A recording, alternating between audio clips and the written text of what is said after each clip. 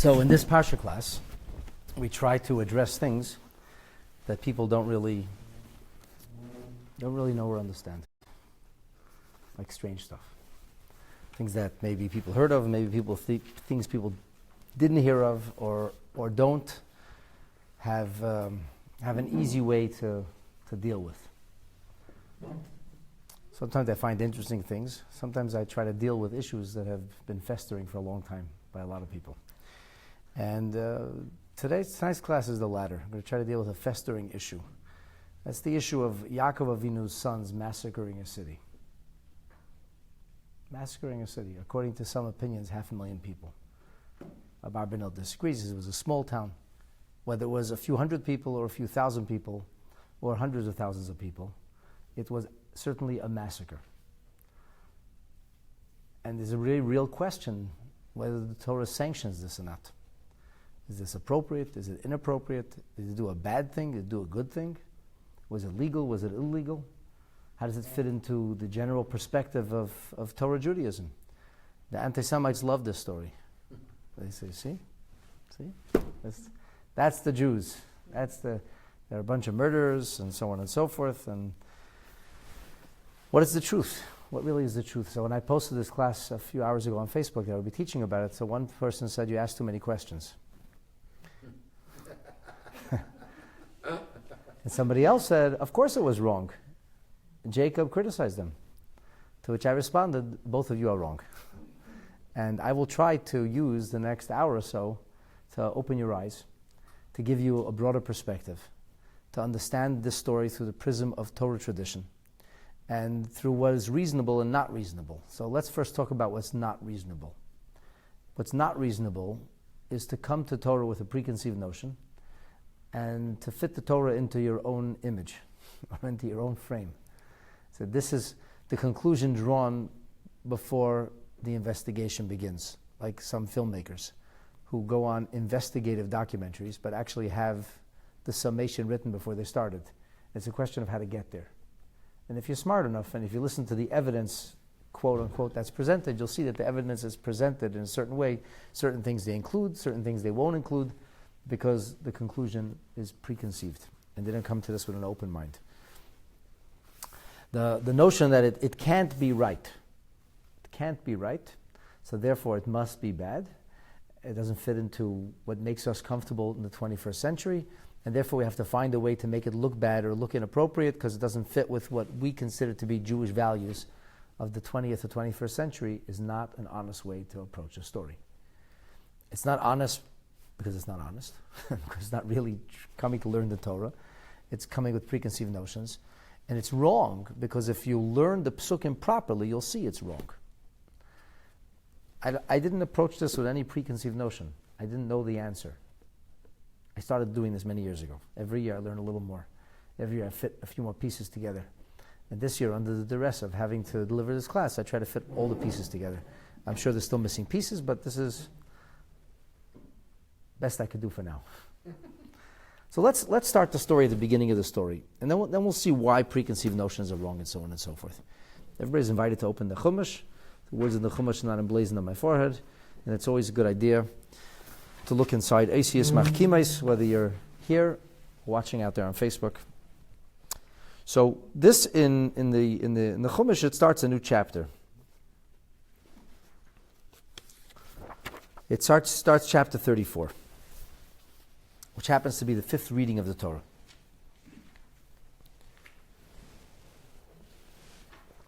In the previous reading, the fourth reading concludes with Yaakov Avinu still on his way back home, having arrived in the Holy Land of Eretz Yisrael, and our father Jacob is pleased to spend money. It's not a lot of money, but he spends like small change to buy or purchase a piece of the land of Israel, just to show how much he loves the land of Israel. He doesn't actually need this land, or he's not really planning to stay here. It's not like Avraham Avinu under duress, who purchased the land because you can't rent a tombstone, a grave. You have to purchase that land.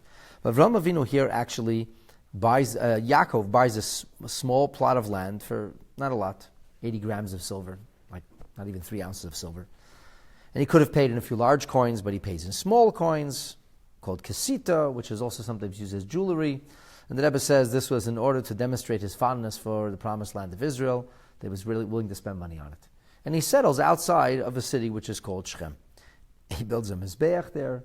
He thanks Hashem for having been saved and delivered from the circumstances and the challenges of Esav. And life is good. Or is it? Fifth reading begins. Vateitze Dina bas Leah, asher yolda Yaakov. So Dina, the daughter of Leah, who had been born to Jacob, goes out, lir'ois bibnei haaretz. She went out to observe the girls of the region, of the area.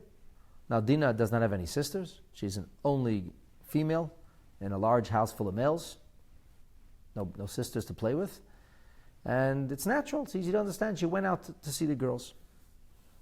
Take a look in Rashi. Rashi notes that it says here, Vateitze Dina bas Leah. It says Dina, the daughter of Leah. But usually when we speak of lineage, we speak of the father's name. But at any rate, the Torah clearly made a point of saying bas Leah and not bas Yaakov. It was bas Leah asher yolda Yaakov, the daughter of Leah who had borne him to Yaakov. The easy way to say that, the short way to say it is Dina bas Yaakov. So Rashi says, bas Leah. The Torah calls her the daughter of Leah, not the daughter of Leah and Yaakov, or the daughter of Yaakov. Al Shem Yitziyasa, because she went out. And this going out, this is why she's called bas Leah. Sha'af hi yatsa onis haisa. She was also a girl who went out, a young lady who went out. Shanemar, as it's written, Vateitze Leah likrasa. Leah goes out to greet our father Jacob, Yaakov Avinu. And Rashi finishes off and he says, about Dina, people say, Meshale HaMashal, this is where the metaphor comes from. So the metaphor actually is said of the city of Yerushalayim. But at any rate, they said that the city, based on Dina, they said, Ki'ima kibita, like mother, like daughter. Like mother, like daughter. So Leah was a forward woman, she went out, and Dina went out. What does that sound like? It sounds like Leah is modest or immodest.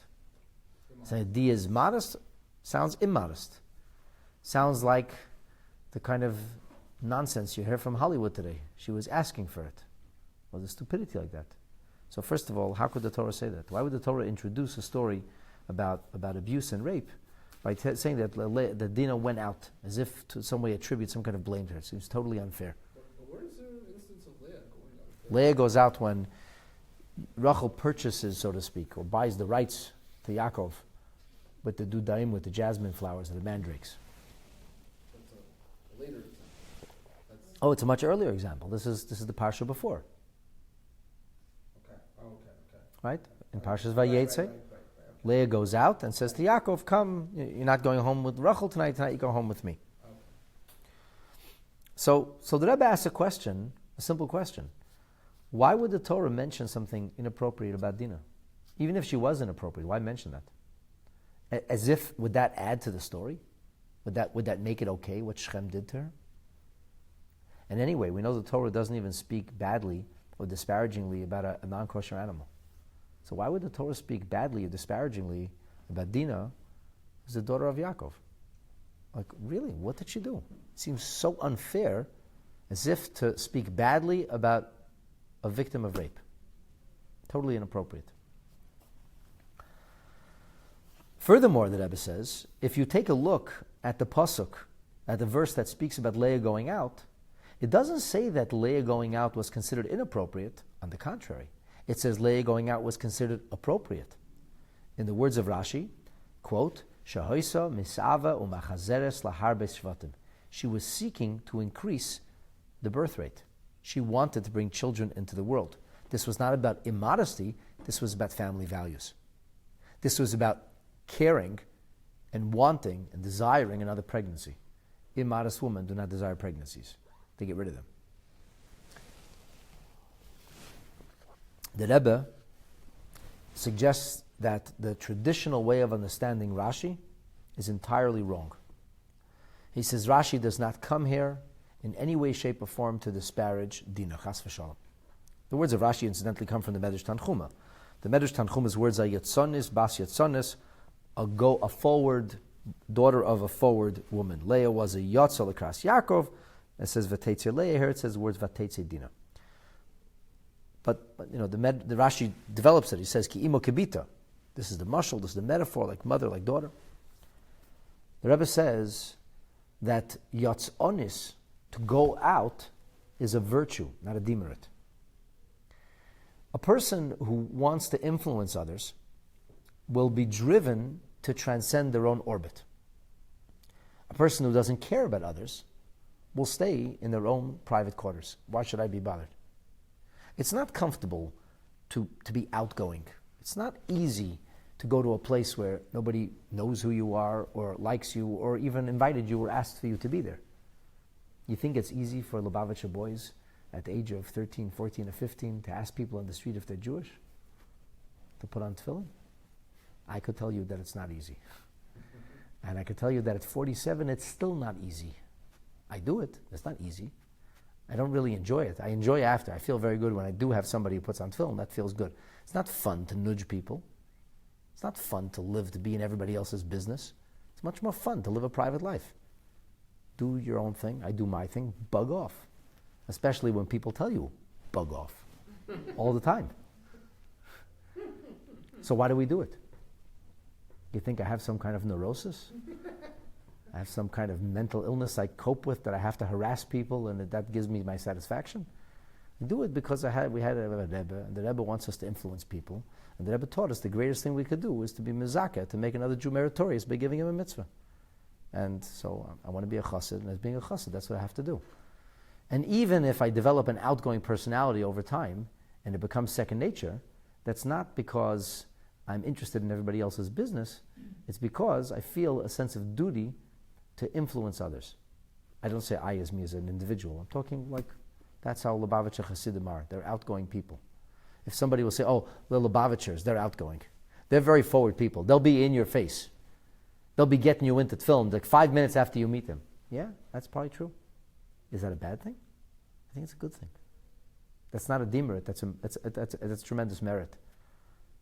So when it says that Leah was forward or going out, it's not because Leah was bad, it's because Leah was good. She didn't sit in her corner and say, no, if I get pregnant, I'll get pregnant, but I'm not going to look for this. Who needs the pain, the travail? Leah wanted to have children. She went out of her way. In other words, when Dina went out, Liras b'bnei sa'aretz, the Torah is not telling you that Dina went in some juvenile way just to, play with some girls. The Rebbe maintains that Dina wanted to influence. She wanted to influence others. And she didn't go to try to influence the boys. She knew what the boys were like. She didn't want to bother with them. She was a very modest girl. She went specifically to hang out with the girls.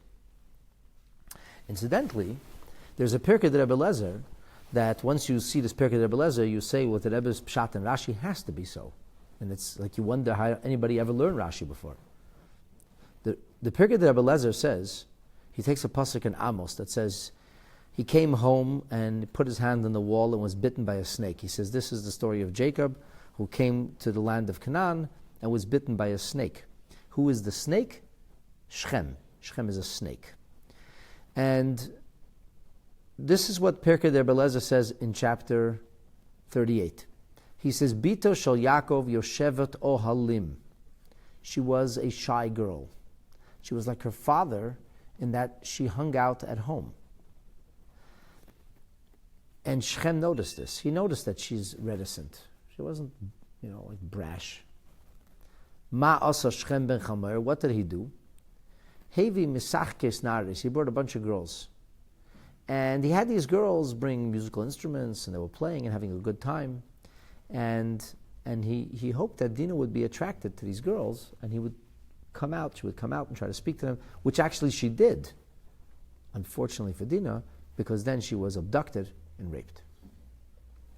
Abarbanel very clearly says, Loi lignai, this is not to disparage Dina, Bas Leah, but on the contrary. He says Bas Leah was tsunua. Who was the more modest of the two sisters? Rachel or Leah? Yeah. How do you know? Rachel's the Where was Leah at the well? She wasn't at the well. She wasn't at the well. Correct. Our Barbanel says who ended up going out there? Rachel did. Who had the more outgoing personality of these identical twins? Rachel. Who was the more homey person, the more shy of the two? Leah was.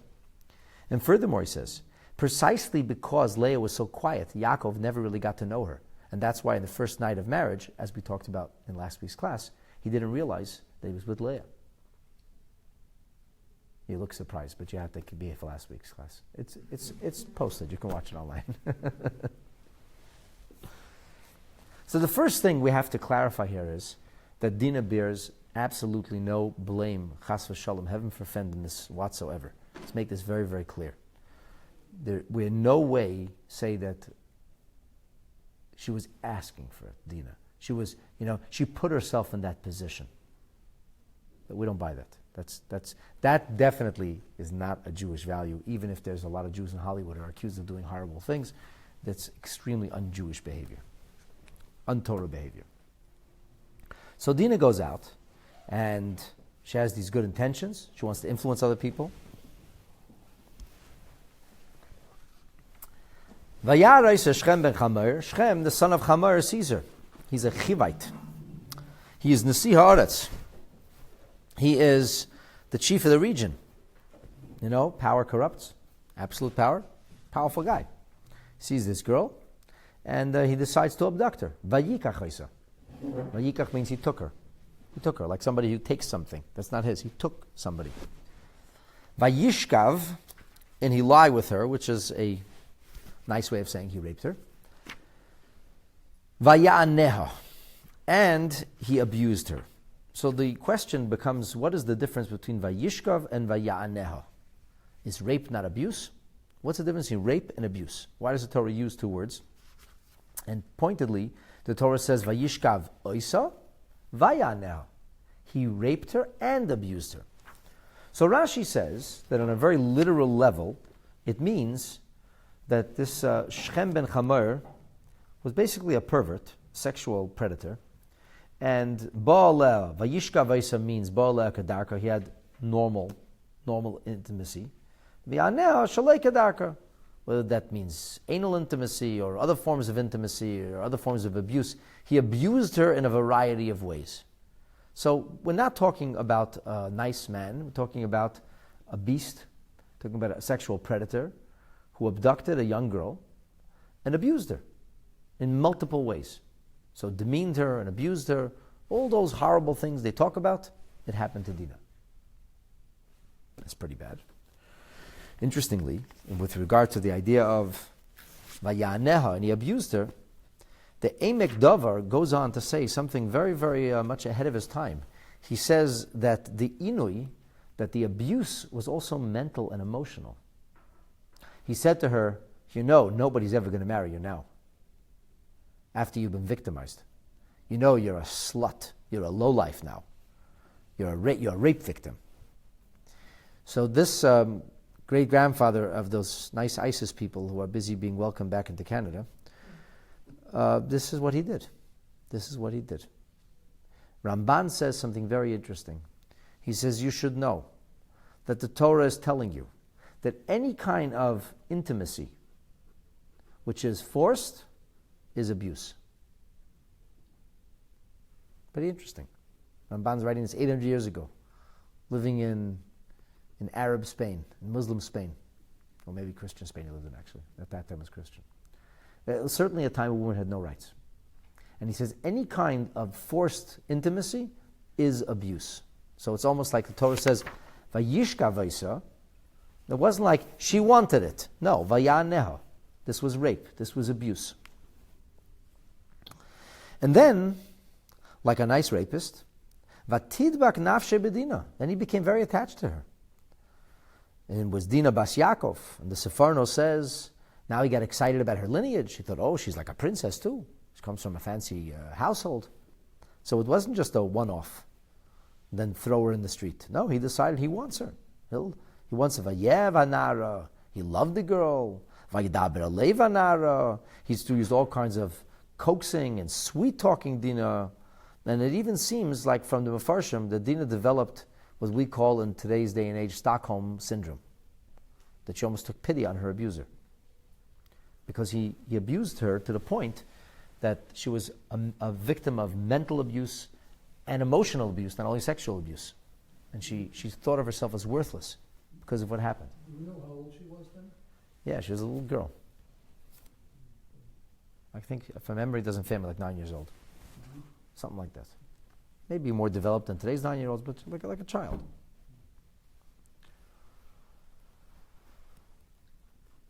So Shechem says to Chamoyer, his father, he says to her, I think I want this girl. Kachli es hayalda. Can you maybe buy this girl for me? Says like a yalda, right? You asked how old she is. So that exactly is the point. He didn't look at her as a woman. He looked at her as a child, as a kid. Like the Malbim says, she was like in the jurisdiction of her father. She's just a child. It doesn't matter what she wants. She doesn't know what she wants. Whatever I want for her, she wants. Buy her. Just pay off the parents, and let me take this baby, and take this child. I'll take Elisha, I'll take her as a wife. So the Torah says, V'Yakov shama kitime es Dina bitoi. Yaakov heard that his daughter Dina was defiled. So what did he do? What would any normal father do when he hears that his daughter is defiled? Freak out? Go crazy? Grab a knife? So the Torah says, Uvanav hayo es mikneo basada. His sons were not with him. Vehecherish Yaakov. Yaakov was silent. Ad boyam, until they came.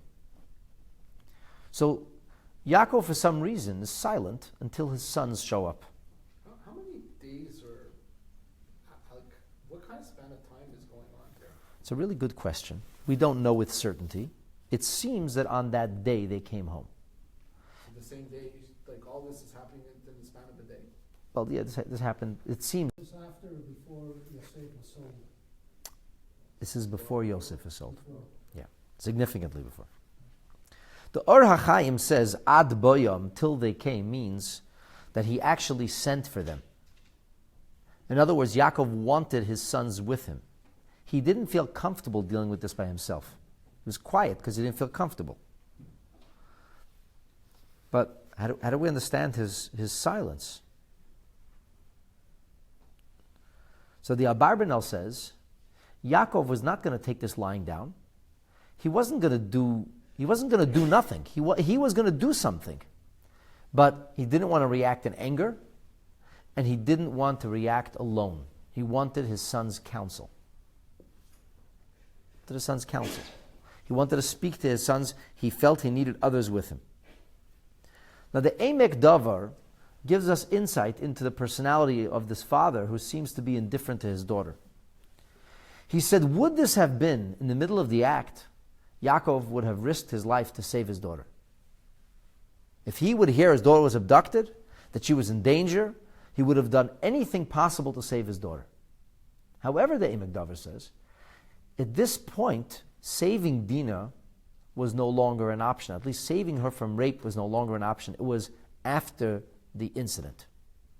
And because it was after the incident, Yaakov thought that if he would go single-handedly and try to do something, that he would be lynched by a mob from the city, and as one person, he stood no chance of being able to deal with a set of circumstances that were beyond the power of an individual. He felt he needed other people's help. He needed to go, he needed a show of power, a show of force, which actually makes sense. What it tells you is Yaakov, not that Yaakov is not indifferent, but Yaakov is very calculated. So far what we know is that something terrible happened. The Torah does not in any way shift blame to Dina. On the contrary, it's a tragic situation. Dina wanted to do something good, and something bad ended up as a result. And Yaakov Avinu wants to do something.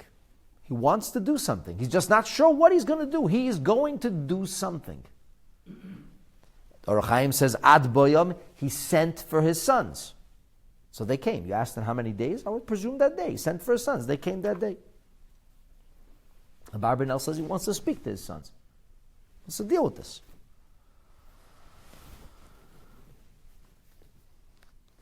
So Yaakov's sons, it seems, at some point arrive, but perhaps even before they come, verse 6 tells us, Vayetze Chamor avi Shechem el Yaakov l'daber ito. Chamor, the father of Shechem, goes to speak to Yaakov. Now, your son commits an act of rape. What do you do about it? What does a normal parent do when their son is guilty of raping or abusing another person? Turn them into the police? Rebuke them? Set the girl free? What does the father of this rapist do? He actively aids, abets, and supports his son in the crime. The man raped a woman, a child actually, so he's a child abuser, raped like a teenager, the equivalent of a teenager today. The father doesn't say, let the girl go home. The father has the chutzpah to show up to Yaakov to speak to him. Go speak to your son. Go deal with this monster you raised. No, the father's okay. That's nice. He comes to speak to Yaakov. What they want to speak to Yaakov about. So the Sefarno says, he thought Yaakov must be really angry because he's not responding. I better go diffuse the situation. In other words, he didn't go to try to deal with the situation or free this young lady. He left the young woman abducted. She can't leave. She's captive now. And he went to diffuse the situation so the old man doesn't go crazy. In the meantime, Uvnei Yaakov bo ben Asada. Luckily, Yaakov's children now come back from the field. You need to look inside because everything is so exacted. The Torah tells us so much in so little words. Kishamam, when they heard, because Yaakov sent for them, obviously he sent them a message, such and such has happened. They come from the field, Kishamam, vayisatzvu. They're aggrieved. The word eitzev is like almost depression. Deeply, deeply pained. Vayisatzvu hanashim. And then the Torah says, vayichar lahem. That after they were aggrieved or depressed or angry, then they were angered. Vayichar is angered. Vayichar lahem, ma'oid, exceedingly, were intensely incensed, very angry. So the obvious question is, why does the Torah divide their feelings? They seem to be experiencing two kinds of feelings. A feeling of deep sadness, a feeling of deep pain, and then separately a feeling of deep anger. So the Ravam says, so what are the Rishonim? He says that sadness does not beget revenge. Sadness just begets sadness. Depression actually freezes you. It's an inhibitor. People don't act out of depression. They fall into melancholy. They do nothing out of depression. They feel deep shame, deep sorrow. Depression breaks people. So that's why it says, Vayisyatzvu ha'anoshim. In other words, Ravam says, these people were broken. The news they heard broke them. Then it says, Vayichar lahem. Out of anger, what do people do? They act out of anger. That's what happens. Anger is something that incites behavior. You know that famous bumper sticker, T-shirt, and baseball hat, and probably Facebook meme by now? I don't get mad. I get even. The point is, I'm going to channel my anger and do something about it. I'm not saying that's good or bad. I'm just saying that's how people speak, because that's the nature of getting angry. That getting angry is people challenge the anger into some kind of vengeance. So now you know that Dina's brothers cared very much about her. They were very much broken. They felt her pain. But on the other hand, they were not powerless. They were very angry. So Yaakov is going to do something about this. His sons are fuming. They're going to do something about this. And the reason they're so angry, ki nevala asa b'Yisrael, because they're angry with righteous indignation. And they're angry because a terrible thing, an outrage, has been committed in Israel. lishkav as bas Dina, to rape the bas Yaakov, rape the daughter of Yaakov. V'chein lo ye aseh, and so should not be done. Oh, that's nice. You mean the Torah doesn't believe in rape? What does it mean, v'chein lo ye aseh, and so should not be done? So Rashi tells us, v'chein lo ye aseh means that this was not done. That in the nations of the world, forget the Jewish etiquette or moralities or ethics. In the world, such a thing wasn't done. Rape was not considered okay. It wasn't considered okay, especially la neses absulis, especially a rape in which Dina was deflowered. Rabbi, didn't you refer to Esav as a rapist? I did refer to Esav as a rapist. He's very sadly a Jewish Hollywood fellow. But there is precedent. There's precedent of Esav being a terrible criminal. He was more of a seducer than a rapist, to be exact. Esav was a man who seduced women on a regular basis, a womanizer who seduced them. His rape was not by the point of the sword. Probably not so different than Harvey Weinstein style rape. Okay? That style. But as a rule, this behavior was considered to be inappropriate. This was considered bad behavior. Why? The nations of the world had kept certain things, certain walls they had remained standing. Certain fences had remained in place from the days of the Mabul.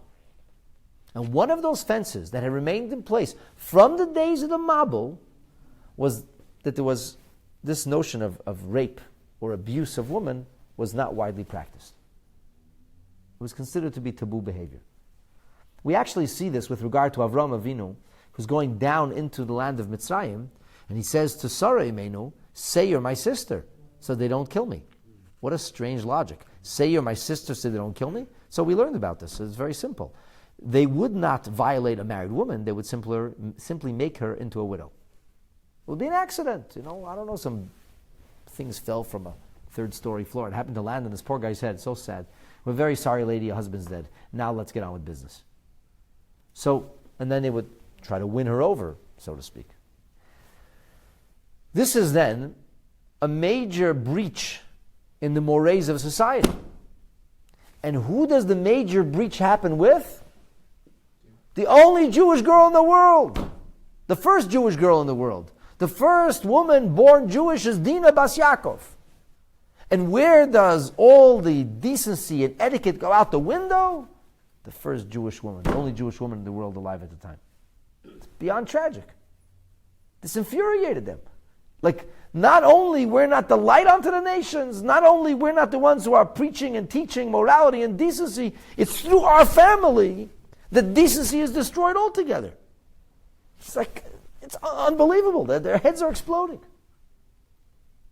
And this is acceptable behavior. Because if Shechem does this, and he gets away with it because his father Hamor is so proud of his rapist son that he goes to negotiate on his behalf, and you're soon going to see the whole city, they're into this. They're supportive. They don't demand that something should be done about their leader. They're supportive of him. And he raped one of theirs, maybe they wouldn't be so supportive. He raped a Jewish girl, that's okay. So what happens now? What happens is that Vayidaber Chamar Itam, Chamar comes to them and he says, listen, I want to talk to you. Shechem B'ni, my nice crown prince, my Zizkeit, nice boy. He really loves your daughter. He fell in love with her.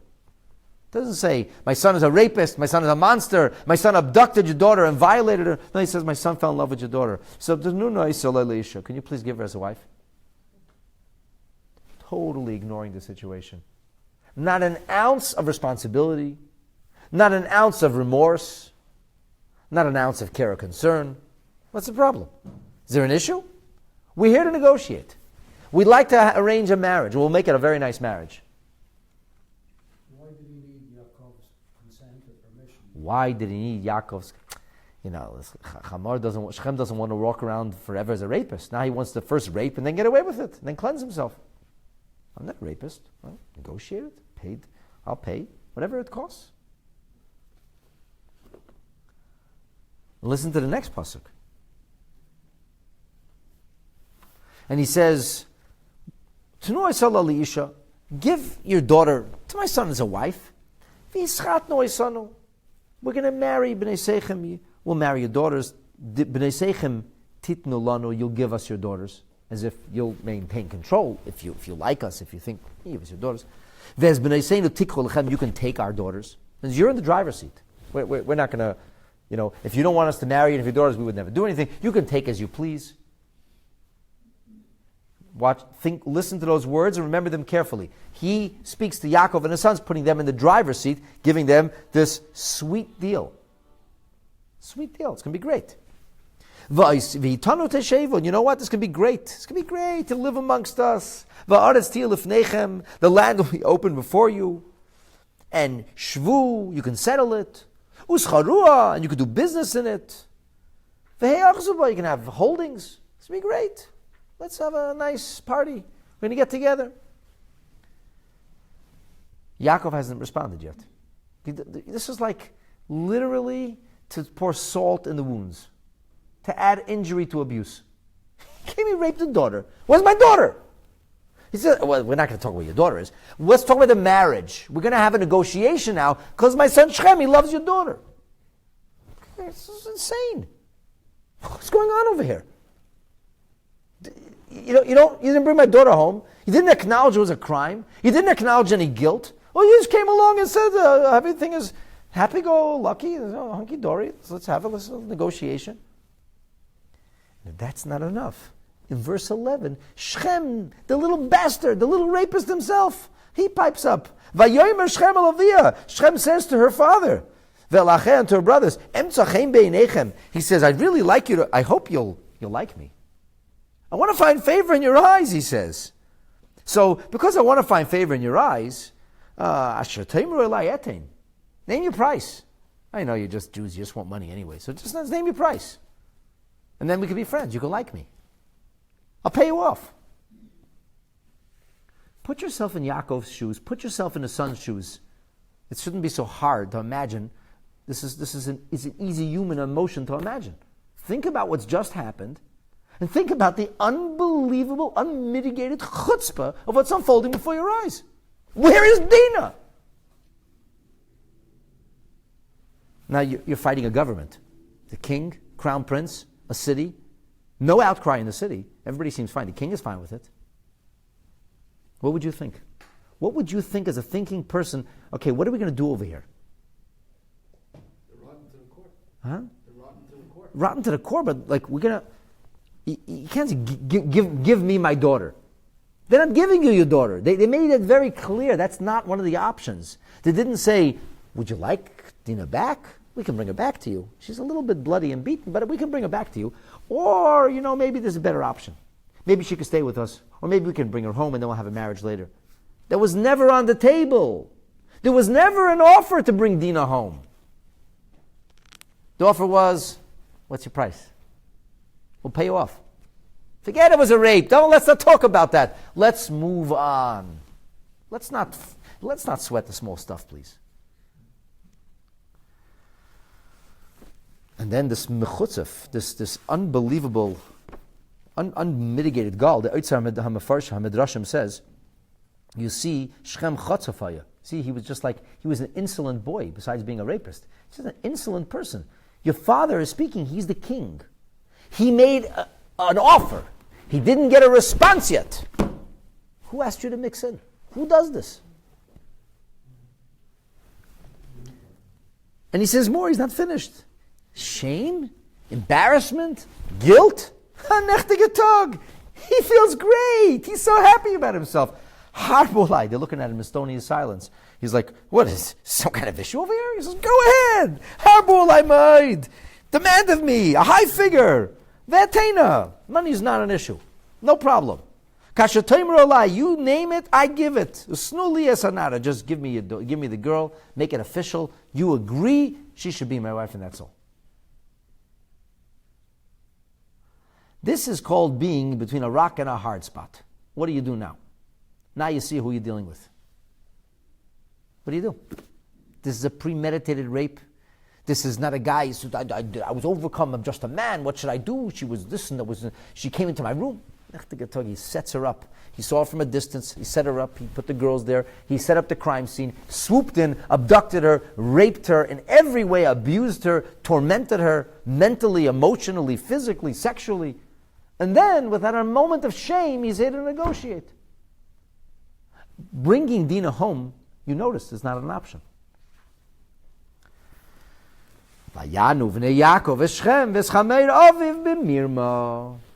So Shechem, Yaakov's children answer Shechem and Chamer. They answer them b'mirma. What does mirma mean in modern Hebrew? Mirma in modern Hebrew means with deceit. With deceit. What does it mean with deceit? Deceit. Yaakov and his sons are guilty of deceit. Deceit, it's like a business deal. They're trying to skank the guy for a few bucks. Deceit. The daughter, their sister, was abducted and violently raped. And now, as if nothing had happened, they show up for negotiations. The least you could do, give them some credit. Say deceit. And anyway, why would the Torah tell that to us? So Rashi says, it does not mean in any kind of dishonesty. You know what it means? It means b'chachma. Cunningly. That's what it means. Answer them cunningly. They have no option. There are no options on the table. They don't even know where Dina is. You send in commandos to rappel into the roof and get her. They don't know where she is. She's in an undisclosed location now, somewhere in the palace.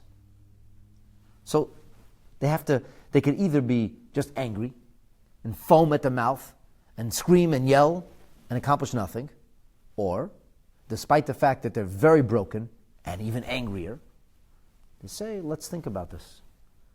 Keep their wits together. And they answer with incredible cunning. Now, what could be so cunning? So, it's interesting. The Akedah and the Kesef Nivchar and the Bach and many other Mefarshim, they all speak about this. They say, it sounds like Yaakov and his sons, like a bunch of cheaters and liars. They make a deal and don't keep the deal. And they explain that it's actually not true. We're going to go back to this Kesef Nivchar in a minute to see. Look at their words carefully, and you will see that this is not an act of lying or deceit. This is an act of supreme holiness. They are doing what is necessary to rescue their sister. That's a holy thing to do. I think it's interesting to point out that in the Sefer Avas Torah, it says that the Shvatim, if you count up all the words spoken by the Shvatim throughout the entirety of the Torah, you end up with 1,820 words. So why is that relevant? Because the name of God shows up 1,820 times in the Torah. And the idea here is that the words of the Shvatim are part of Torah. This is not a pack of lies. This is not a collection of indecencies committed by our forefathers and by the Shvatim. The words that they said were words of holiness and words of loyalty to Hashem. Interestingly, there's even a suggestion that the words of Yaakov and Leah and Rachel all together also end up at 1820. That's so many words. I'm just saying, it's not, you can say, oh, the Shvatim, bunch of liars and cheaters. They said one thing, they did something else. If you don't do this whole background, say, hey, look at these guys. He came and he made an offer. He's a fair guy, so make your price, whatever you want. And they lied to him. They said, circumcise yourself, and then they killed him. It's not the case. So the answer b'mirma, the Chizkuni, he says something, he expounds here on Rashi, he says like this. He says, b'mirma is, Sheshalu lihima kol zachar. What they asked of him, they said, we want all the males circumcised. What were they thinking, Yaakov's sons? What were they thinking? Did they plan to kill everybody? Was this a planned massacre? Is that what they wanted to do? Get everybody into a weak, defenseless position and go kill everybody? Says the Chizkuni, absolutely not. That was not the cunning. That's not cunning. The cunning was that Yaakov's children reasoned that there's no way that Shechem and Hamor are going to have a bris milah. They're not going to do that. So Shechem and Hamor presented themselves as reasonable. So Yaakov says, we also present ourselves as reasonable. So we have a reasonable request. I said, that's very nice. I understand you want to marry a daughter. Yeah, but we can't do that because, for us, a foreskin is really, it's a shame and it wouldn't be appropriate for us. And even if they would agree, he says, there's no way a whole city is going to agree to this. Shechem is going to come back to the city and say, listen, guys, I want you all to go and cut off. And they say, what? Why would we do that? And Shechem said, well, I got to rape this girl, but I don't want it to look bad. I want to make it official. So because you're a rapist and you want to make it official, and their family don't make it official, let's say we should cut off. Really? Like Yaakov's children reasoned this was never going to work. Because they came and offered, said, no, you're going to be one nation, you're going to have holdings, we're going to do business together, you're going to settle. They said, yeah, we'd love that. It's such a nice offer you made us. We're so pleased to get into this relationship with you. So nice to meet you, sir. Beautiful. But here's the little problem. In order to be one nation with us, you need to be circumcised. And then they would come home, and Shechem and Hamor would basically tell everybody what they said, and the people would say, nah, that's not going to happen. And so they have to just give Dina back, and that's all. And then Yaakov's sons will figure out some way to get avenge Dina. But the first thing is not vengeance. What's the first thing? Get her back. Get her back, for heaven's sake! That was a brilliant move. It was a brilliant move. They gave him a deal they never could have accepted. They never imagined they would accept it. A nation would be supportive of a rapist? Who would go and cut off his foreskin to support a rapist? You have to be Meshuggah. Because he wants to have a good time and rape somebody that I have to, supposedly it diminishes the pleasure of that area and so on and so. Who wants to do that? Anyway, it's just darn uncomfortable. And what do they say? So this is the deal. It's b'mirma. They answer very, very wisely, very cunningly. Vayidabru, they speak ashatima as dini achaisim. They speak to the man who had violated their sister Dina. But it was also very risky to do that because the whole community was supporting them to begin with. Well, it wasn't really a risky thing to do because the chances of everybody supporting them was like nil. Well, so they thought. They thought there's no way that people are going to go along with this. That was a very clever thing to say, actually. But sometimes you do very clever things, but it doesn't go the way you expected it. It backfired. And then Yaakov's sons really had a problem. So they said to him, we can't, first of all, why does it say Ashatima is Dime Achaisim? Why does the Pasuk emphasize? What do you think, we have amnesia? We forgot from 2 psukim ago what happened? The Torah have to remind us every 2 psukim? They spoke to the man who raped Dina. I know, it says it 6 verses ago he raped Dina and he abused her. Why do you have to tell me again? You have to rub it in? So Rashi says, you know why it says, Vayidabru es Shetima as Dina avim? Because what do you say? Oh, b'mirma, Rashi is twisting it. B'mirma means they lied. It was a cheating thing. Rashi twists it to make the rabbis look good and make Jews look good. He says it was a cunning thing. No. Ashatima. Hakosov Oymer. Rashi is explaining to you why he's forced to say that what Dina's brother said was right and good, because who were they talking to? A reasonable person? A mensch? They're talking to a monster, a sexual predator. This is not a lie, this is not a cheat. This man raped his sister, and he didn't bring her back. What are you going to do? So they said to him, it's a beautiful deal. We'd love to do this, my friend, but we can't. We can't we can't give our sister to a man who's got a foreskin. It's a shame for us. It's too shameful for us. But he said, this might work. This might work, he says. Here's where we'll give we can consent. If you'll be like us, that every single male amongst you will be circumcised. They didn't say, see, here's the thing. He said, we can't give our sister to a man who's not circumcised. So what would he say? Okay, I'll circumcise myself. They never said that. They said, we can't give our sister to a person who has an arla, but here's how we could. If everybody were to circumcise themselves, and then v'nasanu es b'nei seinu lachem, then we can give you our daughters. V'yez b'nei seichem nichach lanu, then we can take your daughters. In other words, giving them back their argument. You say we're going to be the driver's seat, right? We love it. It's a great plan.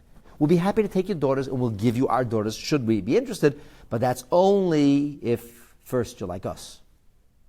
So you'll be all circumcised. V'yashavnu itchem, then we can sit with you, and then we can have a wonderful relationship.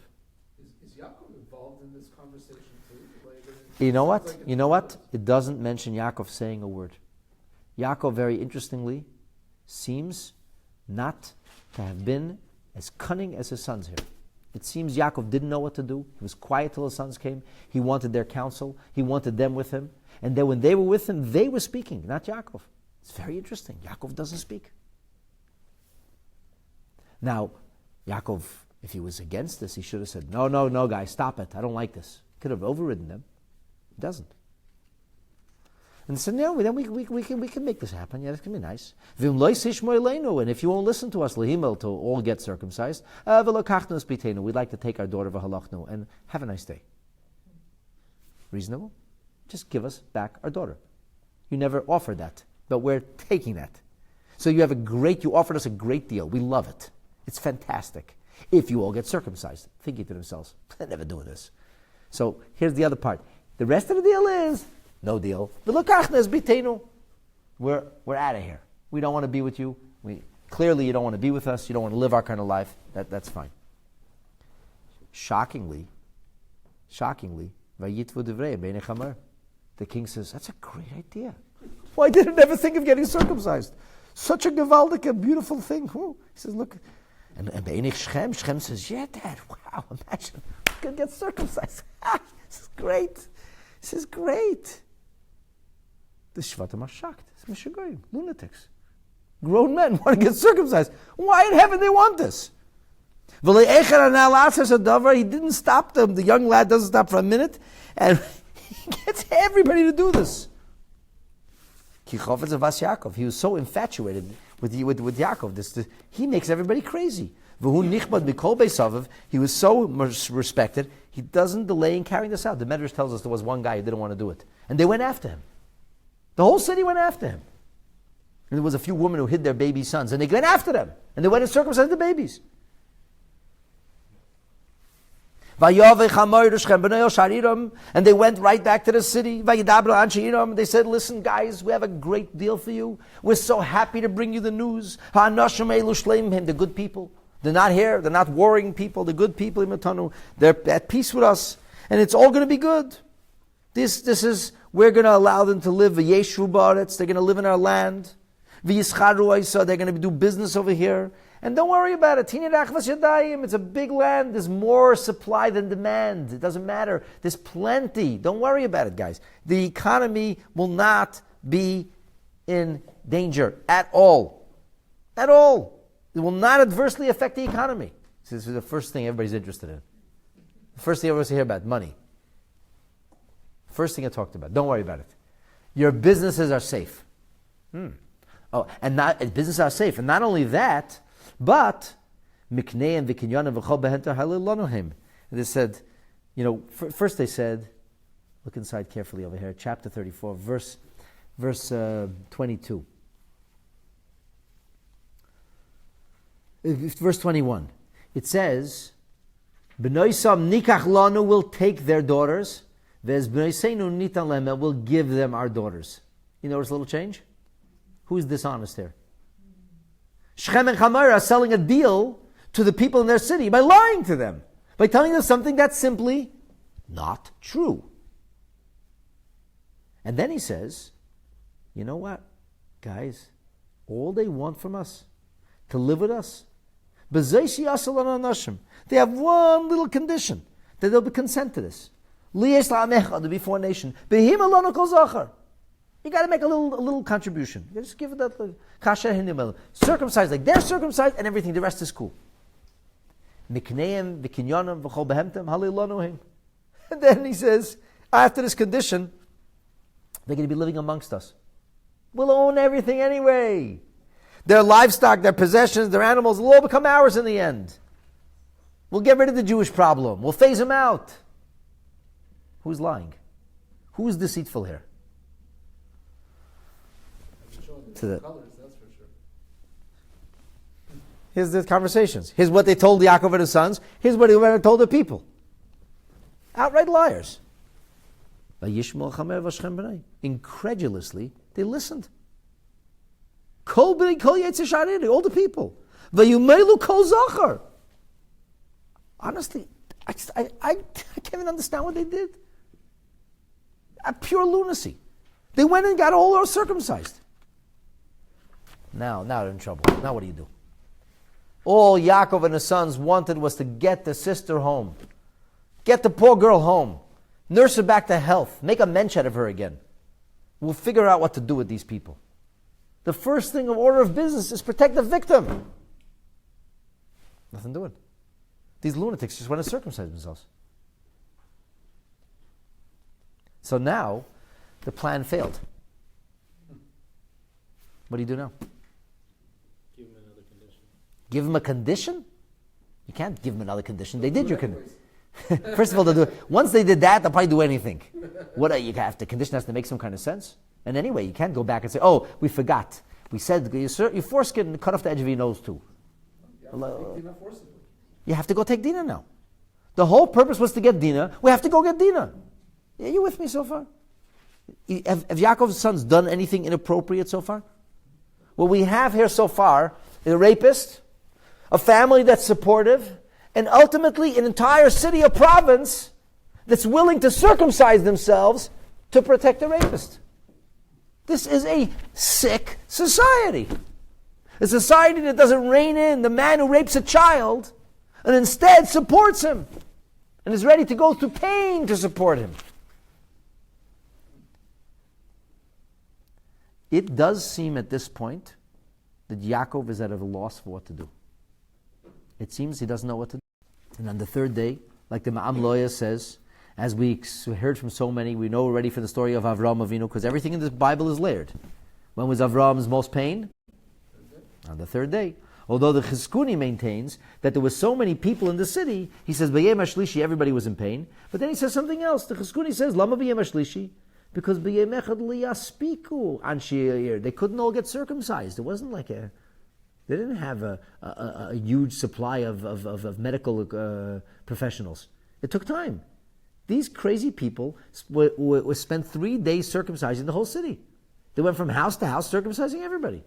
So the Shvatim were monitoring this, and by the time everybody's circumcised, the third day. So now that everybody's circumcised, what's the assumption? They're hurting. They're hurting. If they're hurting, what can Yaakov's sons do now? Take Dina. Take Dina. Now you can go take Dina. It's so far, everything makes perfect sense. It's a perfectly laid plan. But once again, the perfectly laid plan fails. Vayhi b'yom hashlishi, came the third day, v'yesem koyev, and they're in pain. Vayikhu shnei bnei Yaakov, the two sons of Yaakov, Shimon and Levi, achei Dina, the brothers of Dina, ish charbay, they took their swords. Vayavoyu el ha'ir betach, they came to the city with great confidence. The Torah says, Vayargu kol zachar, they killed all the males. Were there only two of them, Shimon and Levi? Shimon and Levi, nobody else there?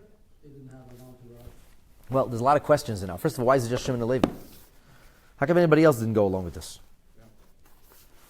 The opportunity. So. Let me ask you a question. In Judaism, bar mitzvah is a good thing or a bad thing? Bar mitzvah. Probably a good thing, right?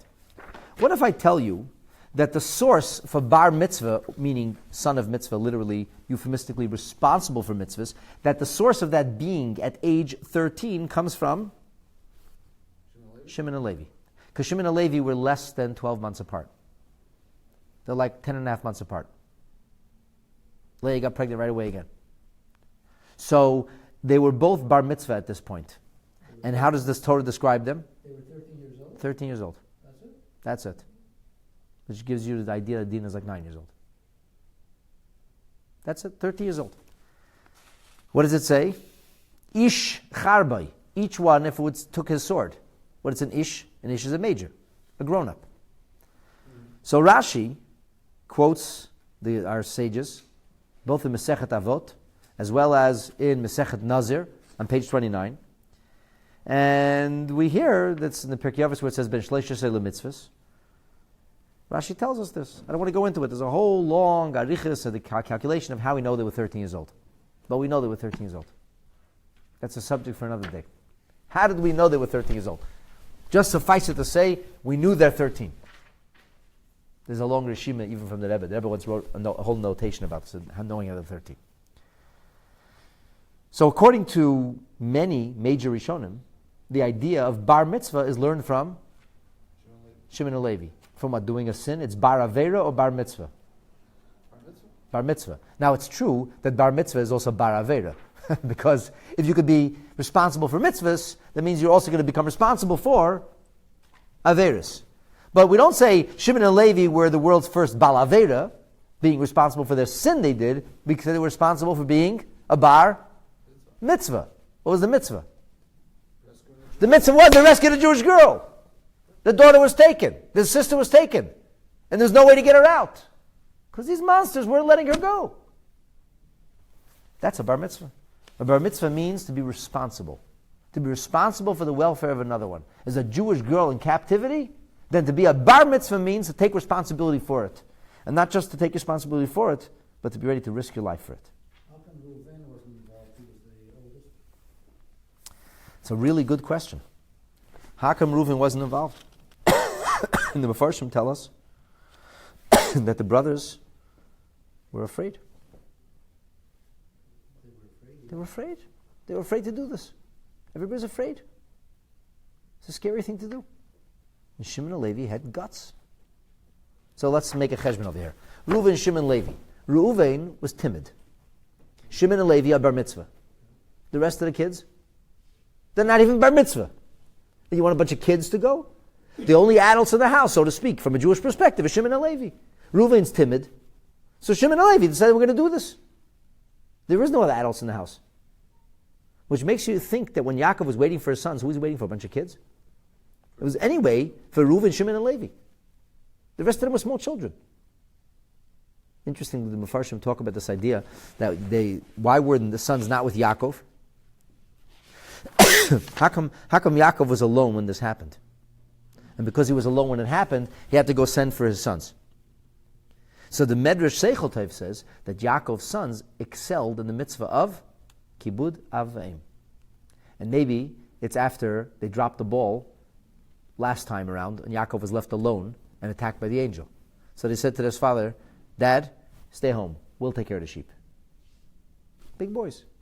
We'll do it. You sit this one out. And Yaakov waits for them. I mean, the logic will tell you that he waited for who? Reuven, Shimon, Levi. That's what logic tells you. Yisachar and Zvulun are little boys. Everybody's 11, 10, 9, 8 years old.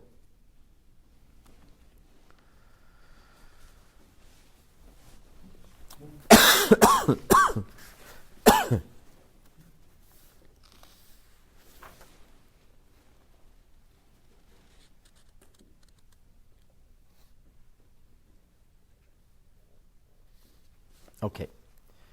So, Shimon and Levi go to the city and kill everybody.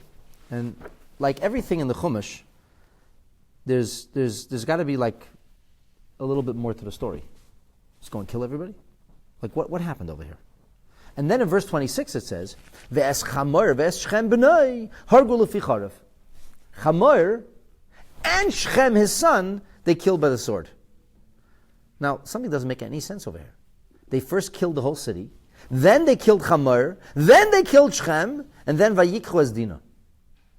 What did they kill everybody? I mean, the troublemaker was Chamor and Shechem. He should go kill Shechem first. Even his father, he didn't rape anybody. He defended a rapist. That's bad. What do you have to kill him for? Shouldn't the order of avenging this, if they were seeking to avenge a crime, shouldn't the order have been to go after the perpetrator of the crime? It's just like bloodthirst. You just go kill everybody? What happened here? Something doesn't make any sense. Something's not adding up. So, the reason that it happens in this order, our sages tell us, is because Shechem and his son were terrified of Shimon and Levi. And they hid in a tower, in a tower of the palace. And what happened here was, the Or HaChaim says, Shimon and Levi intended to rescue Dina. This was a rescue mission, not a massacre mission. They came to get Dina. They couldn't find Dina. They found out that Dina was locked up with Shechem and Hamor. As soon as Shechem found out that they were... So the people tried to stop them. And Shimon and Levi said, out of my way! And they said, no, over our dead bodies. Shimon and Levi said, if you insist. In other words, they didn't come to kill them. The reason they killed them was because they had no choice. The Or HaChaim says this was a classic example of a rescue mission gone wrong. A rescue mission in which they came to get Dina and they couldn't get Dina because they were being stopped by these people. So you can ask, how did two 13-year-old boys fight off adults? Well, the adults had a bris 3 days ago. It's not so hard to fight them off. They were strong and agile and skilled. And these people were severely hampered. So why does it say about that so it's almost like they took into account that they were weak? Absolutely. Just for rescuing? Absolutely for rescue. Absolutely. Was that the purpose to begin with, to massacre everybody?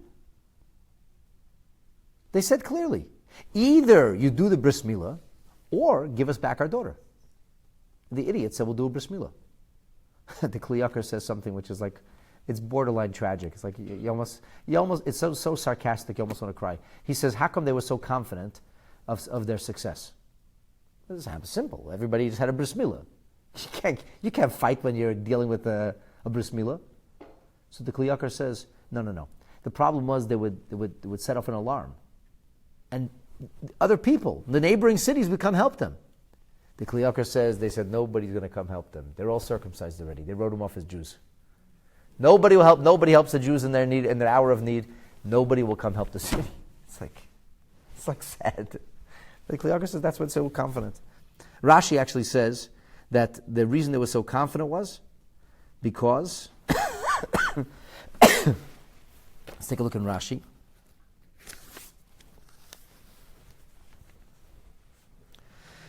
First of all, the verse calls them, it was the Shnei Bnei Yaakov. Why do we have to talk Shnei Bnei Yaakov? Banov Hayu, they were his children, but Nagu Atzmam, Shimon Velevi, Kishar Nashim. They didn't act like children. Why? You finish the sentence. They should have acted like children of Yaakov. Why?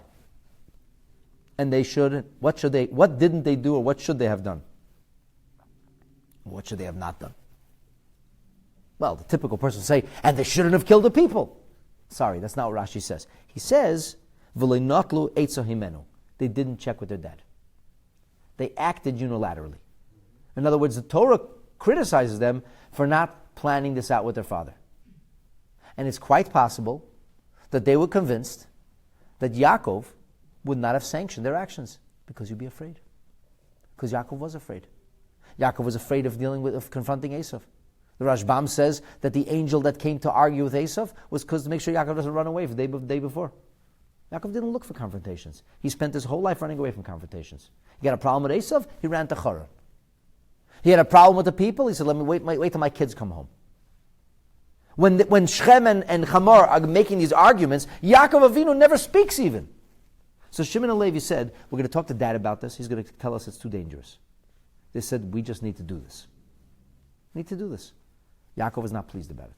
And the truth is that that wasn't respectful, and they should have known that Yaakov wouldn't leave Dina alone. Yaakov would have worked with them. Okay, they're kids. They're 13-year-old kids. They were brash, and they said, this is not going to go down. So they went and did what they did. Achei Dina, why?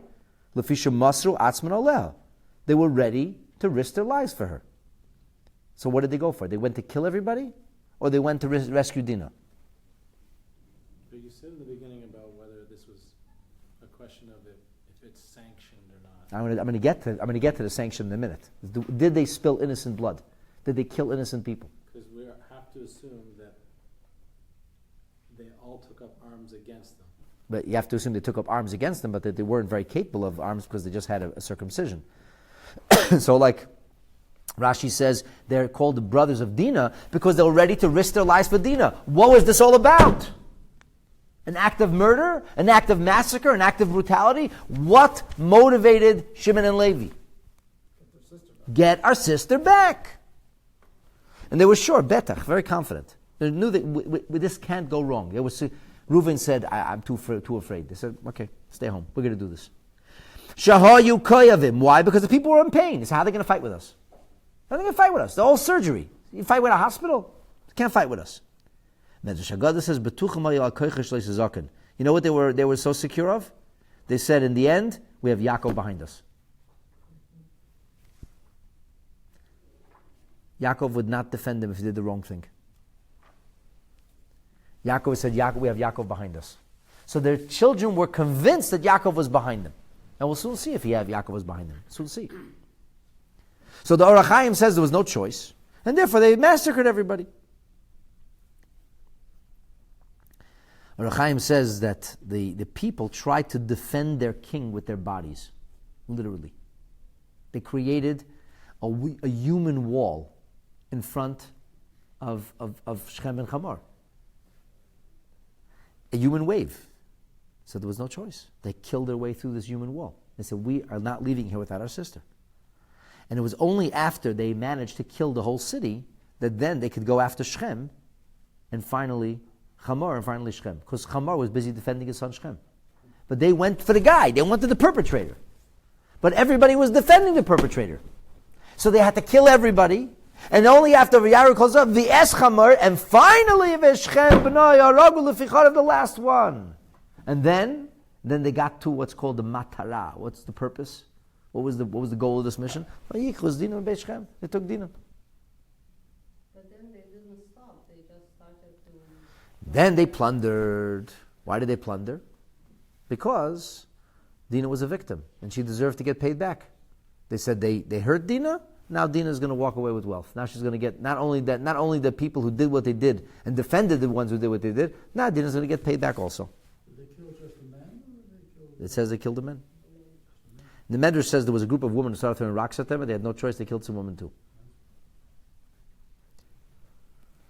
So I want to skip now to verse 30 because this is the key verse here. Vayomer Yaakov el Shimon ve'el Levi. Yaakov says to Shimon and Levi, Achartem oisi. What does achartem oisi mean? Do you hear him say, murderers, you killed people? He doesn't say that. He says, achartem oisi. Achartem oisi means, says Rashi. Take a look at Rashi, see what achartem means.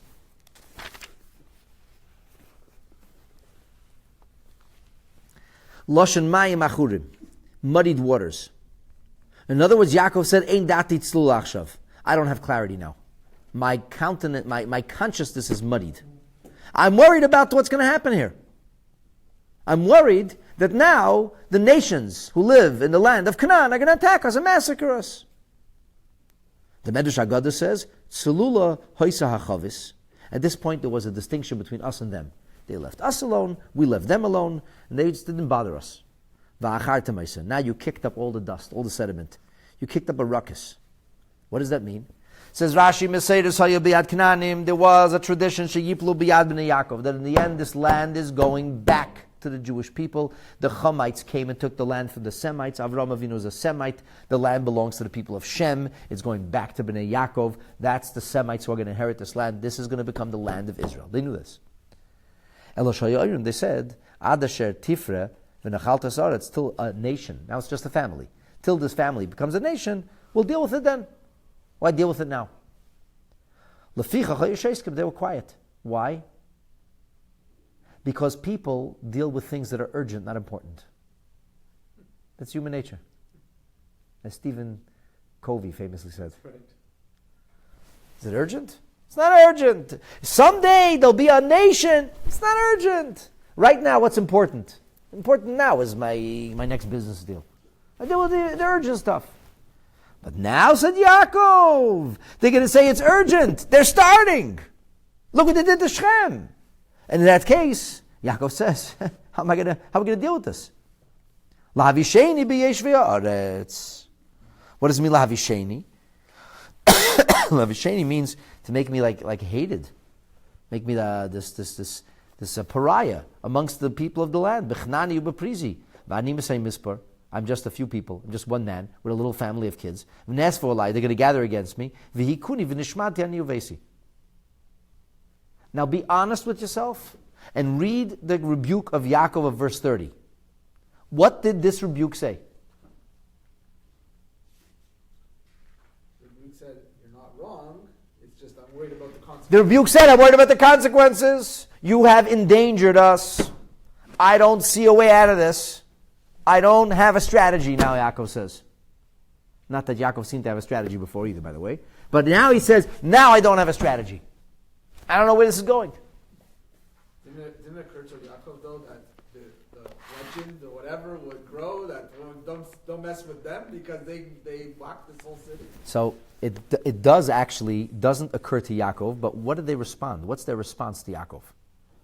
This is so critically important to say, Yaakov was angry at them. No, he wasn't. I mean, yes, he was. But he doesn't criticize what they did. He doesn't say, Rotzchem, murderers, look at what you did. You massacred a city. Are you insane? He never says that. What does he say? He says, we don't have a strategy now. We have no exit strategy. We're in this land. We're a tiny group of people. They're all going to gang up on us. We're finished.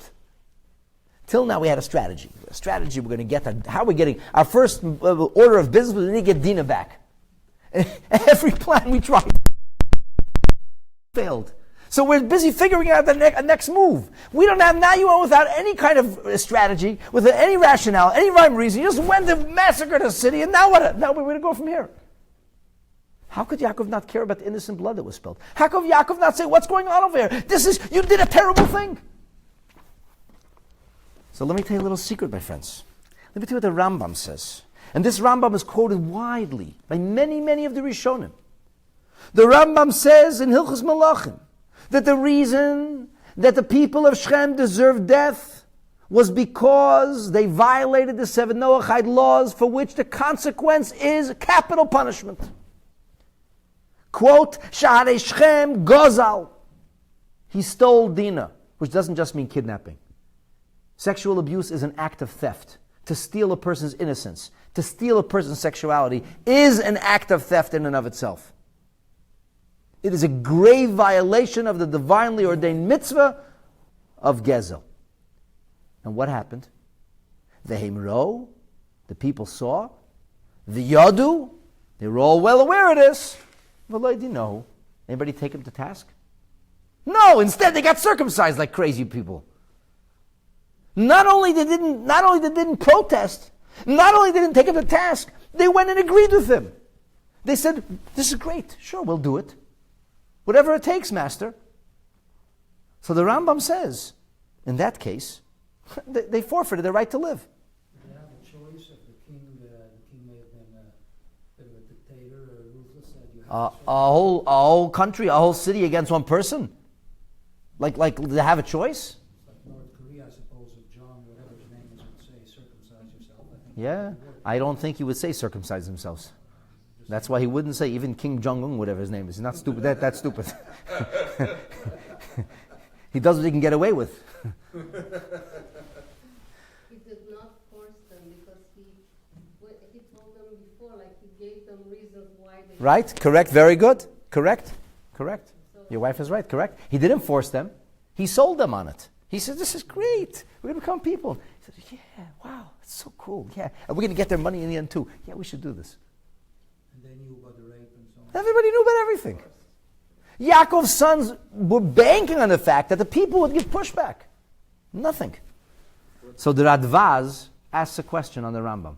Radvaz says, 1 second. If it's true what you're saying, Rambam, why does Yaakov Avinu, why does he rebuke them? So the Rebbe answers the question very simply. The Rebbe says that the taina of Yaakov was not with regard to the actual killing. What was the rebuke of Yaakov? The question here was, you made a chilul Hashem, what will the nation say? They'll say the Jews are a bunch of murderers, they're brutal animals, they go killing people. We don't have a strategy. In other words, even if you say that Yaakov is not just worried about his safety and security, but even if Yaakov was angry about what happened, he said, this is wrong. What was wrong? Yaakov said, it's a chilul Hashem. And the Rebbe says there's 2 ways to explain this. Number one, we could understand that Yaakov agreed with his sons that they deserve to die. Besides, they wanted to die, idiots. They put themselves up for it. They could have ran away. Who asked them to go and defend their king? But since Yaakov said the only way to do this was in this cunning fashion, you want to carry out the law, it's vigilante way. You can't carry out the law vigilante, he says. You want to carry out the law, bring him to a court of law. And we see it with the Givonim. The Givonim were people who lied to Moshe Rabbeinu, and nonetheless, despite the fact that we were not duty-bound to honor our agreement, we still honored it. You know why? It doesn't look good. This story doesn't look good. Let's face it. Most of you, before you came to this class an hour and a half ago, you didn't think the story looked very good. Shimon and Levi didn't look good. The natural assumption is Yaakov was angry at them. I don't even have time tonight to go with you the Psukim of Vayichi. If you look what Yaakov curses there, he's angry at their anger. And the Rebbe even suggests that he's angry. He puts it together with Yosef because he said, I thought you did it only l'shem shamayim. You didn't just get carried away in anger. But I saw what you did with Yosef. I saw you did get carried away in anger. So you were controlled by anger, and that's an issue and a problem. He never ever rebukes them for the thing they did themselves. Another approach is that in order to stop the Chilul Hashem, so then go out, declare war on them. So we're going to declare war on you because you violated the law. This is a just war, not a holy war. We don't have holy wars. Wars are horrible, but just. It's a moral war. You did the wrong thing, and you're either going to have to deal with this or we're going to deal with it. So the methodology bothered Yaakov. And this is Gevaldik now. What does Shimon and Levi answer their father? And what does he answer back? Vayoimru, they said, Ha'chezoyna yasa es achiseinu. Should our sister become, literally it translates as a zona, as a harlot, but how would that be a harlot? But it would mean, should we treat our sister as if she was a prostitute? What, that the guy came and paid her for her services? And we're supposed to say, yeah, sure, no problem, we take the money and move on? Like, what choice do we have here? Did he offer us to bring our daughter back? And here is the beautiful way that the Bach and the Akedah, the Kesef Nivcha, they say. They say, if you look at the words, Yaakov Avinu's sons never said, if you circumcise yourself, that we will marry you and become one. They never said that. They never said that. If you look, it says, we cannot be with a man who has an arla. And that means even after you take it off, you still have an arla. Like the idea of arelim, or uncircumcised, is a euphemism. That's for non-Jews.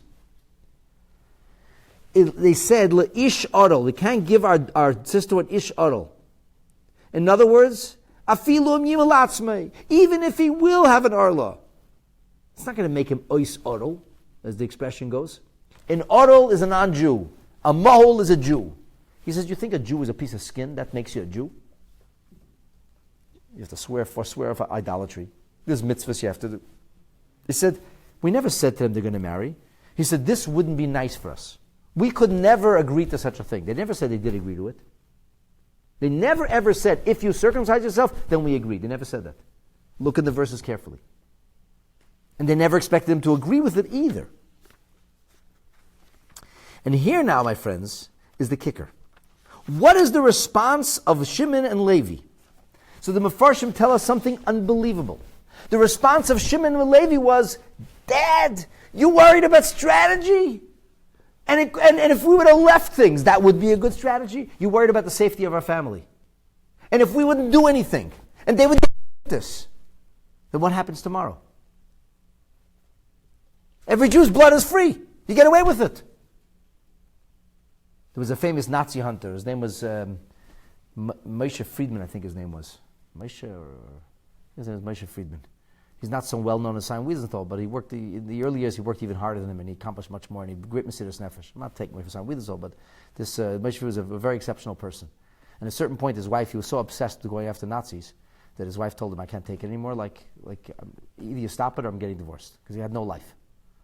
And he went to the Rebbe and he asked the Rebbe what he should do. And the Rebbe said that he should find a way to make his marriage work, but the Rebbe said he has to continue what he's doing. The Rebbe said it's very important for historically speaking, that the world should know that when somebody did this to Jewish people, that they will be brought to justice. Mm-hmm. It's an important message. They can't walk away. We owe it to the victims. We have to go after them. So, what happens if Dina gets raped and abused, and then there's a payoff? Or what position, say Shimon and Levi, are we left in? You're worried about being in a dangerous position? And previously, and if we wouldn't respond after what happened previously, would we be in a better position? They can get away with it. If they can get away with it, then they'll do it. It's just going to be the first. The first will be the second, the third. This will be endless. He said, we put a stop to it. Very interesting. What does Yaakov say? What does Yaakov say after his sons respond that way? Nothing. Absolutely nothing. The next verse is about God speaking to Yaakov and telling him what to do. The Yefei Torah and others say that Yaakov actually went and defended his sons. It was other nations that came. And it says Yaakov was a fearsome warrior, and Yaakov took his bow and took a sword, and he went to the front of Shechem, and he says, don't fight with the kids, fight with me. I stand behind what they did.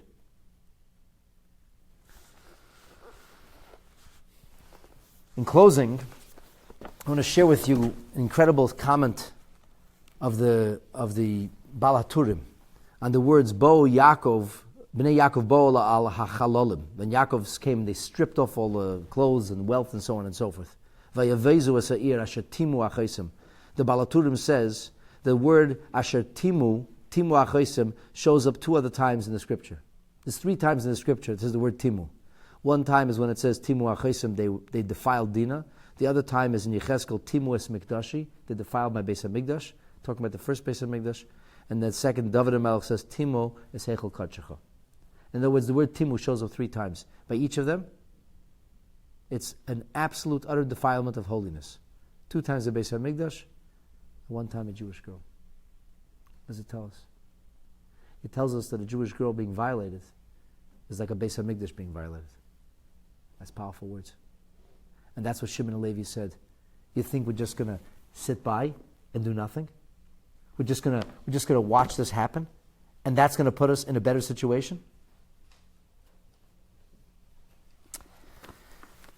So did the Torah sanction this? You certainly cannot say that what they did was unsanctioned.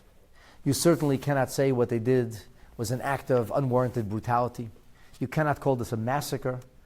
If you wish, what you can do is call this a plan gone wrong. Plan what? A plan gone wrong. They had a plan to rescue their sister, and the plan went wrong. You know, there's that famous village in Israel called Deir Yassin. Today it's called Har Nof. And the Arabs are endlessly pointing fingers. But if you read, what's the book, The Prime Minister's, what's his name? He describes the events at Deir Yassin, and basically it was a military maneuver gone wrong, and there was no massacre. The whole thing is a blood libel. It's not true. There was a military maneuver gone wrong there, and military maneuvers gone wrong don't end nicely. This was a desire, a sincere and very brave desire, to rescue a girl who was raped, ravished, and abused. And the fact that in the secular world Shimon and Levi are attacked and reviled and demonized, instead of Shechem and Hamor and the people, is just such an incredible hypocrisy. It's unbelievable. Like read the story, find out what happened, and you see the Rabbeinu Bechaya calls it an unfortunate incident.